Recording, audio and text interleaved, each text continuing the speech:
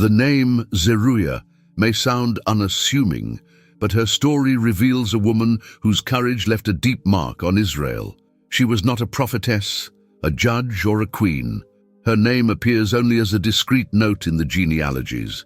But it is there, between the lines of David's story, that one of the most intriguing figures in the Bible is hidden. Zeruiah was David's sister, the daughter of Jesse, and the mother of three of the most feared warriors in the entire nation of Israel: Joab, Abishai, and Asahel.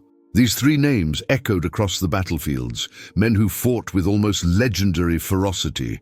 Joab, the strategic commander; Abishai, the brave one who never retreated; Asahel, the warrior so fast that he seemed to fly among his enemies. The curious thing is that in almost every instance where Scripture mentions them, they are not referred to simply as David's soldiers, but as the sons of Zeruiah. A strange choice for a culture that always prioritized the father's name. Subscribe to the channel and discover curiosities, hidden facts, and profound truths about the characters in the Bible. Turn on the bell and follow each new video. Why did the sacred author want to highlight this woman's name? What strength did she have to mark a generation of warriors and still be remembered by the most famous king of Israel? It is as if the Bible silently left a clue. The courage that moved these men was inherited from a woman who lived between anonymity and greatness. Zeruiah does not appear wielding a sword, but her sons became the arm of God's anointed one in battle. David defeated Goliath with a stone. Zeruiah's sons defeated entire armies with their spears. And yet, the echo of her name continued. Perhaps because God wanted to preserve the memory of a woman who raised heroes without ever taking center stage. Among the shadows of the biblical narrative, Zeruiah emerges as a mystery, a woman who carried the strength of a generation. The Bible does not reveal her words, but her deeds speak through her sons. The mother who shaped warriors is also the symbol of the silent influence that God uses to change entire histories without needing the spotlight, only purpose. And it is from this point that the story begins, the time when Israel was on the brink of war, and a woman from Bethlehem quietly raised the three men who would make David's name echo throughout the land. Before continuing, I want to invite you to comment on which city or country you are watching from. Let's see how far this message is reaching. The time in which Zeruiah lived was one of the most unstable in Israel's history. The people had conquered the Promised Land, but they did not yet know how to live as a united nation. Saul, the first king, ruled under the weight of disobedience and jealousy, while David, Zeruiah's youngest brother, grew up as God's chosen one amid mistrust, wars, and betrayals. It was an era marked by swords, escapes, and fragile alliances. The tribes were still divided. Israel's borders were constantly threatened by the Philistines, Ammonites, and Edomites. There was no stability, and war was a daily language. In this scenario, every family needed to teach their children to fight and to believe, and it was in this environment that Zeruiah raised her three children. Bethlehem, the small town where she was born, was not only the birthplace of David, but also a stronghold of simple faith and practical courage. Jesse's home must have been overflowing with stories of ancestral faith, from Ruth and Boaz to the young shepherd who faced giants. Zeruiah grew up in this environment of hard work and trust in God. And when the throne began to shift from Saul's house to David's, her life and that of her children were swept up in this historical whirlwind. Women of that era were rarely mentioned. However, they were the ones who sustained the spirit of the home while the men went off to war. One can imagine Zeruiah surrounded by uncertainty, hearing news of battles and raising her children with the knowledge that their future would be shaped by the sword. Her faith needed to be stronger than the iron that forged the spears. And so, amid the conflicts of a kingdom in formation, Zeruiah became the living example of a generation of women who raised heroes in the midst of instability. The world saw David as the new king, but in the shadows of Bethlehem, a sister was shaping 3 warriors, not for her own glory, but for the fulfillment of a purpose she may not have fully understood. The environment in which she lived was forged by the tension between the old and the new, between the fall of Saul and the rise of David. It was a time when God was quietly preparing not only a king, but also the men who would sustain that reign, the sons of a woman named Zeruiah. If this content is touching your heart, you can support this project by donating any amount by clicking on the "Thank you very much" button. Your support helps me to continue telling these stories with dedication. Zeruiah was born in Bethlehem of Judah, in the same house where David, the shepherd who would become king, grew up. She was the daughter of Jesse, a simple family, but deeply rooted in the faith of the God of Israel. Her childhood must have been marked by the same environment of humility and devotion that shaped her brother's heart. Between herding and the ancient stories of her ancestors, Zeruiah learned the value of silence, observation, and faith that does not need to be seen to be true. The name Zeruiah has a curious meaning. It can be translated as balm or healed wound. It is a rare combination, healing and pain in the same name. Some scholars believe that this meaning suggests a woman who has experienced suffering, perhaps the loss of her husband, which would explain the Bible's silence about the father of her children. If this is true, then Zeruiah was a single mother in times of war, a fact of extreme courage in a society that depended on male protection. She had 3 sons, Joab, Abishai, and Asahel. Each in a way reflects a facet of the mother who raised them. Joab, the eldest, inherited her determination and sense of leadership. Abishai, her protective and loyal spirit. Asahel, the youngest, her purity of purpose and speed, as if he ran driven by something beyond human strength. Zeruiah didn't just feed them, she prepared them for a world where faith and the sword went hand in hand. There is no record of a direct calling for Zeruiah, but the way her sons became the men closest to David reveals something greater. She was, perhaps without knowing it, an essential part of God's plan for the consolidation of the kingdom. What the prophet Samuel anointed in David, Zeruiah helped sustain through her sons. Her home was a quiet training ground where warriors destined to protect the Lord's anointed were formed.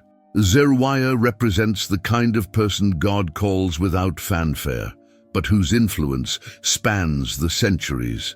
Her calling was not announced, but lived out, and the proof of her mission is in the fruits she bore. 3 men who would become the backbone of Israel's army, and the living reflection of their mother's strength and faith. While David gained fame on the battlefield and aroused Saul's envy, Zeruiah faced the challenge of raising 3 sons at a time when the nation was divided between loyalties. Her brother's name grew, but so did the dangers around him. Each of David's victories brought new persecution, and each conquest brought the country closer to another conflict. In this uncertain environment, Zeruiah needed to teach her sons not only to fight with the sword, but to discern whom to trust. Joab, the eldest, showed from an early age an intense, determined, and impatient temperament, traits that over time would make him one of Israel's greatest strategists, but also a man of ruthless decisions. Abishai, on the other hand, was the most protective, driven by an almost unbreakable loyalty, and Asahel, the youngest, had youthful courage and legendary speed, as if the strength of David and the boldness of Goliath had been mixed in him. Zeruiah's home was a training ground. While the families around her sought safety, she prepared her sons to serve the Lord's anointed. It was not a simple mission.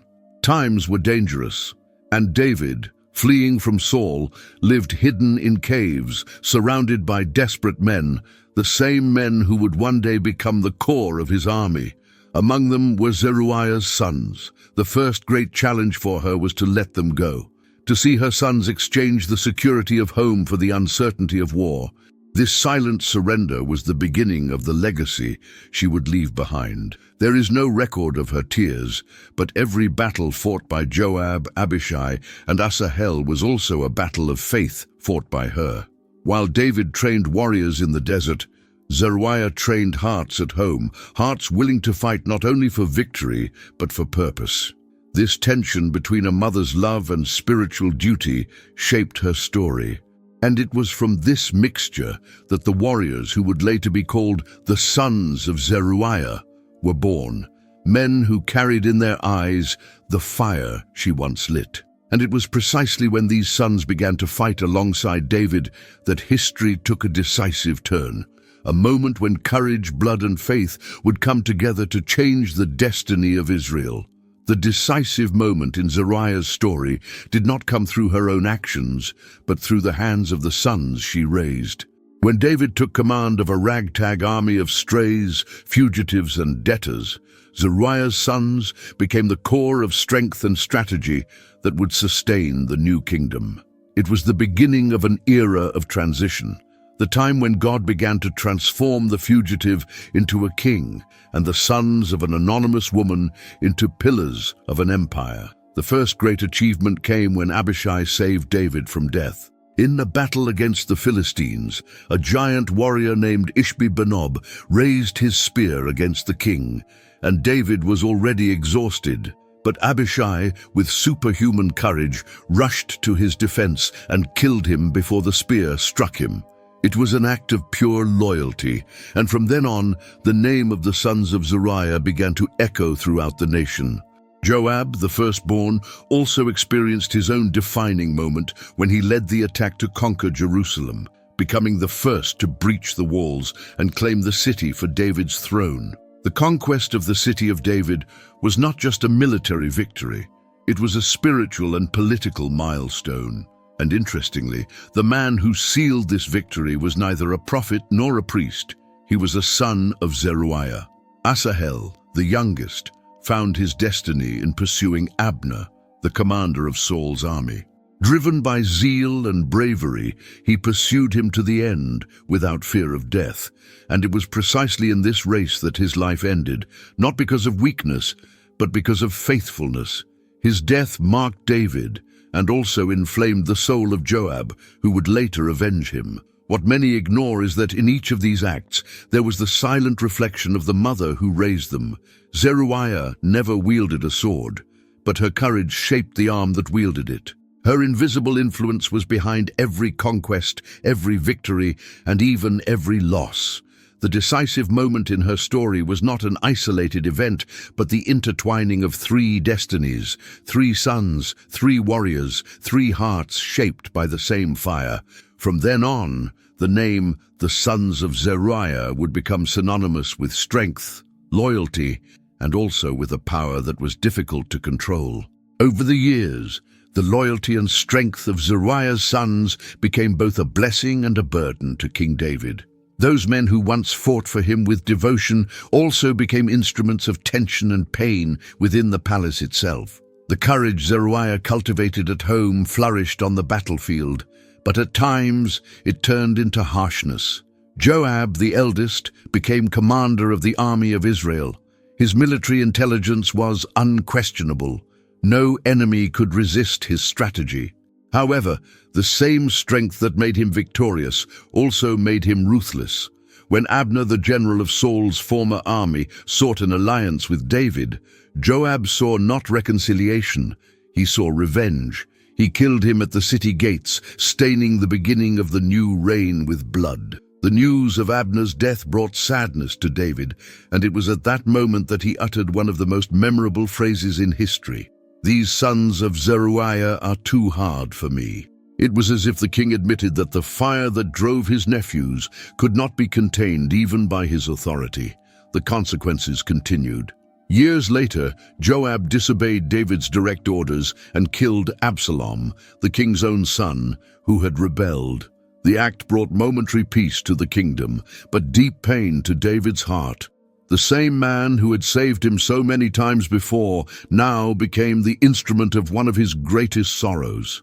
What few realize is that behind every impetuous attitude was an echo of the upbringing they had received. Zeruiah had raised strong sons, but life had taught them to confuse justice with revenge, loyalty with harshness. Still, God used each of them to fulfill his purposes. Joab's victories consolidated the kingdom, and Abishai's bravery continued to protect the throne until the end. The revelations of Zeruiah's story show that strength is a dangerous gift when it is not tempered by mercy. Her sons were instruments of God, but they were also living reminders that power without sensitivity can hurt as much as it can save. And as the years passed, Zeruiah's name, silent and almost forgotten, remained linked to those who shaped Israel's destiny with their swords and decisions. The strength that sustained Zeruiah's sons at the height of battle gradually began to weigh them down. The same fire that had made them heroes now burned too brightly, consuming alliances, friendships, and even the king's trust. And behind these stories of blood and glory, one can imagine a woman aging in silence, watching from afar as the choices of the sons she loved so much unfolded. Joab, the firstborn, became a paradoxical figure. No other man defended David's throne so much, and no other disobeyed his orders so much. He killed Abner out of revenge, Absalom out of strategy, and later Amasa out of jealousy and rivalry. His hands were stained, not with cowardice, but with misdirected zeal. He believed he was protecting the king, even when he hurt him with his actions. And in each of these decisions, there was the echo of a firm, perhaps harsh, upbringing inherited from his mother's strength. Asael, the youngest, had died early, still on the battlefield. His death had been the first blow to Zeruiah's heart, and perhaps the beginning of her hidden pain. Seeing a son fall in his youth is something that time does not heal. It is a wound that only settles within the soul. Abishai, the second, remained loyal until the end, but his presence disappears from the sacred pages without explanation. It is as if the biblical narrator had fallen silent under the weight of the stories. Abishai's silence may represent the weariness of a generation that fought too hard. And so, without speeches or records, Zeruiah becomes a symbol of silent pain, the pain of those who raise children for a world that demands more of them than it should. She gave 3 warriors to history and received in return 3 destinies marked by glory and loss. The Bible does not say where Zeruiah was when David mourned Absalom's death, nor when Joab was rebuked by the king. But it is difficult not to imagine the heart of a mother torn between pride and suffering, seeing her sons remembered for their great deeds, but also for mistakes that would leave scars on the entire nation. The woman who raised heroes now became the guardian of an invisible sadness, the kind of pain that only those who have loved deeply can understand. As the years passed, the wars diminished, but the scars remained. David's reign had been consolidated, and Israel was finally experiencing a time of stability. However, within this apparent peace, there were unfinished stories, wounds that only silence and time could heal. Zeruiah, now older, probably saw the toll that glory had taken on her sons. The brilliance of their victories had been mixed with the shadow of their choices. Still, there is a thread of redemption that runs through this story, a discreet but powerful thread. Despite all his mistakes, Joab never abandoned David. Even after rebukes and estrangements, he remained at the head of the army until the king's last days. He was the one who planned the most important campaigns, who sustained the throne in times of crisis, and who ensured that God's promises were fulfilled amid the chaos. His loyalty, even when wounded, was constant. He represented the strength that remained standing even when the heart was already weary. Abishai, the second son, continued to be remembered as one of David's mighty men. He was the one who faced powerful enemies and defended the king when no one else dared. His life was marked by bravery, but also by practical faith, the kind of faith that acts first and understands later, and this is where Zeruiah's silent redemption is revealed. Although her sons had made mistakes, God did not erase their names from history. On the contrary, he preserved every mention of them, so that readers centuries later could still see the contrast between strength and fragility, between power and obedience.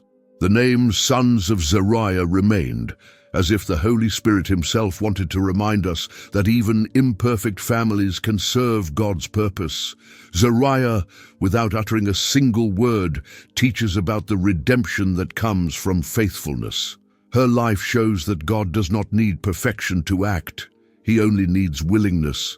And even when the outcome is not what was expected, he transforms what seemed to be only tragedy into testimony.